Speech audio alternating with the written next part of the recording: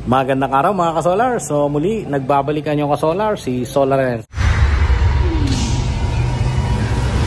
Nandito tayo ngayon sa warehouse ng One Point Solar Marketing dito sa Unli Solar. At dito nga sa likod natin mga bagong battery. At itong mga battery na to, ito yung mga LiPo4.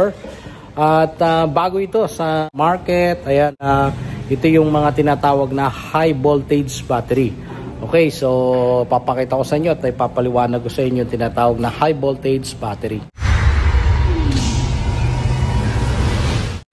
So ito, dalawang high voltage na battery yan. Kaya yan sinabing high voltage kasi hindi yan kagaya nung kino-connect natin or ini-install natin na usual sa mga household.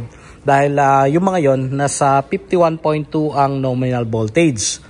So kung halimbawa nagpa-parallel tayo ng mga ganung batteries, yung tumataas lang doon amperahe, kasi parallel yun eh. So yung voltahe niya same pa rin. So kung 51.2 yung voltage nung nominal natin doon para mapaandar yung mga inverter natin, kasi yung mga inverter na kasalukuyan nating ginagamit, bukod pa rito sa inverter na applicable dito, ay ang highest voltage nun nasa 60 volts. Kaya within the range kung gagamit ka ng inverter na nasa 40 to 60 volts DC.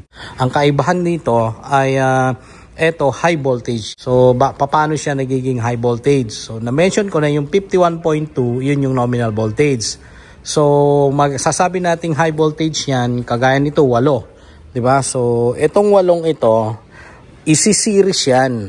So pag sinabi natin series, yung positive pupunta sa negative ng another battery pack, and then ganun din hanggang sa umabot doon sa pang-8 kasi 8 na to 8 na series lumalabas ito 8S 8 series na 51.2 volts. Kaya nasa, kung kukumpitin natin yung voltage niyan, nasa 409.6, 409 volts 0.6. Pero since medyo mataas-taas yung charge ng battery ngayon, nasa 52, kaya mababasa natin nasa 421.7.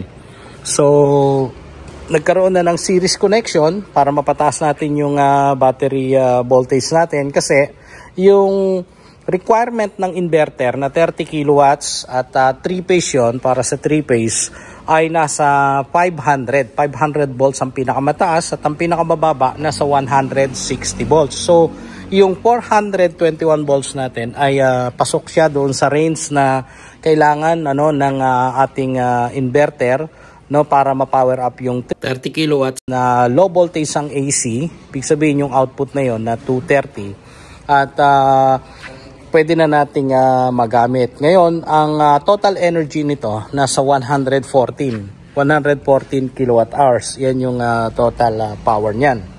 So, ilan yung pwede nating paandarin. So, parang lumalabas kung meron kang continuous power na ginagamit at kung gagamitin natin to, halimbawa nasa 10. Okay?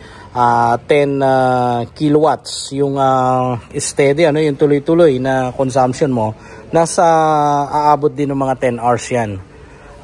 Kung halimbawa pagdating ng gabi wala ka nang na-harvest, abutin yan hanggang umaga, kasi nasa 280 ito ibig sabihin malaki talaga itong battery capacity nito, 280. Okay, so meron siyang high voltage na control box. Ayan, rack control box bago pumunta talaga dito sa cluster. Ayan.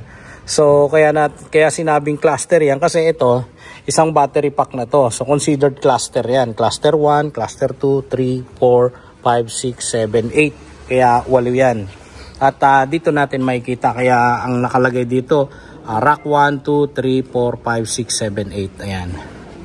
So yung kanyang communication, madali lang naman in and out. Meron ng specially designed na cable para dyan. At kailangan na interconnected mula sa simula hanggang dito sa BCU-COM. So dito na natin i-connect yan doon sa inverter. So sa inverter naman may BMS port doon. Ganito rin yon para mag-usap na yung battery at saka yung inverter. So malaki ito, 280 ampere hours. At mapapansin natin naka bus bar yan. Maganda yung design at bukod sa design, talagang maganda yung magfo-flow na current yan dahil magiging consistent. At yun ang kagandahan pagka naka high voltage ka kasi bumababa yung amperahe, no? So hindi kailangang masyadong mataas. Unlike kung nagpa-parallel ka, tumataas yung amperahe. So ayun ang kaibahan yan. Para sa 30 kilowatts yan kasi kung masyadong malaki naman na yung ilalagay natin, 'di ba? Yung 30 kilowatts na inverter, ang maximum nun nasa 500 volts DC. So kung magdadagdag tayo, siyempre pag nagdadagdag tayo, nag-series, tumataas ang voltahe, baka lumampas tayo doon sa 500 volts DC na limitation niya. At baka hindi na rin kayang i-charge ng solar panel. At syempre meron ka pang daytime use yan. Ganda yung casing niya, no? Kasi ito modular yung sistema niya. Medyo mabigat lang tingnan, pero ano naman, magiging movable yan kasi pwedeng isa-isahin and then i-rebuild na lang, pwedeng baklasin, kaya sinabing modular. So yun mga ka-solar, maraming salamat sa panonood. Ayan, at muli ang inyong ka-solar, si Solar Ed.